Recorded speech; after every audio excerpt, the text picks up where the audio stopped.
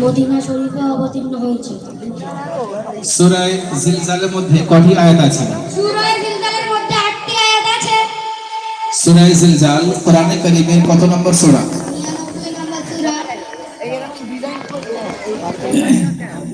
কোন দুঃখ কষ্ট পেলে কোন দোয়া পড়তে হয়?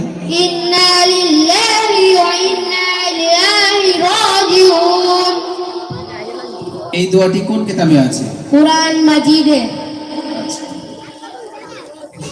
দোয়ায়ে মাসুরা। আল্লাহুম্মা ইন্নী যালামতু নাফসি যুলমান কাসীরা ওয়া লা ইয়াগফিরু যুনুবা ইল্লা আনতা ফাগফিরলি মাগফিরাতান মিন ইনদিকা আনতাল ওয়ারহামনি ইন্নাকা আনতাল গফুরুর রহিম। এটা ভালো করে বলো, তাড়াহুড়ো করছে কেন?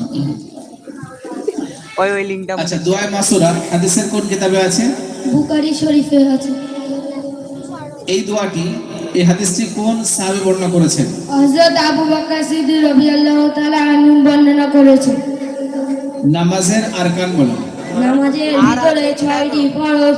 নাম্বার 1 তাকবীরে তাহরিমা পড়া, আল্লাহু আকবার। নাম্বার 2 কিয়াম করা, অর্থাৎ সোজা হয়ে দাঁড়ানো। নাম্বার 3 পড়া।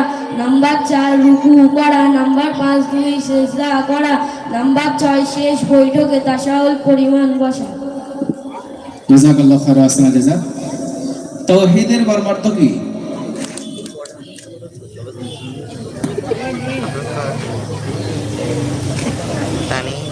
আল্লাহ তাআলাকে অপরিষ্কার করা। কি বলো, তাওহীদের মর্মার্থ কি? তবে আল্লাহ তাআলাকে এক বলে স্বীকার করা। বনি ইসরাইলের সর্বশেষ নবী কে ছিলেন? হযরত ঈসা আলাইহিস সালাম। হযরত আয়েশা রাদিয়াল্লাহু তাআলা আনহা কার কন্যা ছিলেন? হযরত আবু বকর সিদ্দিক রাদিয়াল্লাহু আনহুর কন্যা ছিলেন। হযরত দাউদ আলাইহিস সালামের পুত্র কে ছিলেন? হযরত সুলাইমান আলাইহিস সালাম ছিলেন। জাযাকাল্লাহু খাইরান, আসনা জাযা। 10 আলী বলো।